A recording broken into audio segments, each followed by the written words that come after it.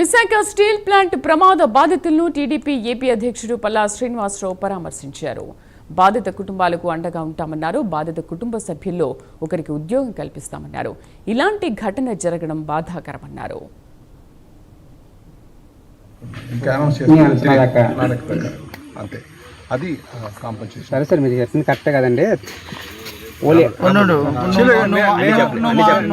నేను ఇంతవరకు చేయగలను చెప్పి మీకు చెప్పడానికి వచ్చా, లేకపోతే అక్కడి నుంచి వెళ్ళిపోయి సీఎండీ గారు ప్రెస్ స్టేట్మెంట్ కూడా ఇచ్చేస్తున్నారు. నేను ఇది చేయగలను అని చెప్పడానికి మీ దగ్గరికి వచ్చా. అయితే ఒకటనే ఇది ఏదైతే స్టేట్ గవర్నమెంట్ అనౌన్స్ చేసి ఇప్పుడు సెంట్రల్ గవర్నమెంట్ అనౌన్స్ చేసిందో అవి వచ్చేటువంటి బాధ్యత నాది. అవును, ఇది హామీ ఇవ్వడానికి నేను వచ్చా. నా మాట తీసుకున్నాను.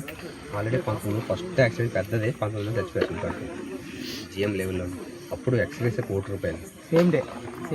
ఆ తర్వాత పెద్ద యాక్సిడెంట్ మళ్ళీ స్టీల్ ప్లాంట్ జరిగింది, 6 చచ్చిపోయారు. అప్పుడు కూడా ₹1,00,00,000 ఎక్స్రేస్ చేశారు. పెద్ద పెద్దలు చనిపోయారు కదా ₹1,00,000. కానీ ఈ రోజు 25 అనేది చాలా దూరం అండి. అది సార్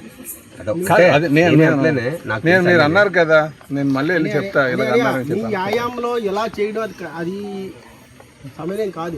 నేను మళ్ళీ చెప్పగలను వెళ్ళి. నేను చెప్పేసి అప్పటి వరకు బాడీలు ఇక్కడ ఉంటాయి. నువ్వు చెప్పేసి వచ్చి బాడీలు ఎక్కడ ఉంటాయండి? బాడీలు ఎక్కడ ఉంటాయి? అలాగే రాము మీకు గౌరవిస్తున్నాం అండి, మాకు న్యాయం చేయండి. మీ ద్వారా వెళ్తే ఏదైనా వెళ్తుంది. మేము ఎంత ఫైట్ చేసినా ఇక్కడ వరకే ఉంటదండి.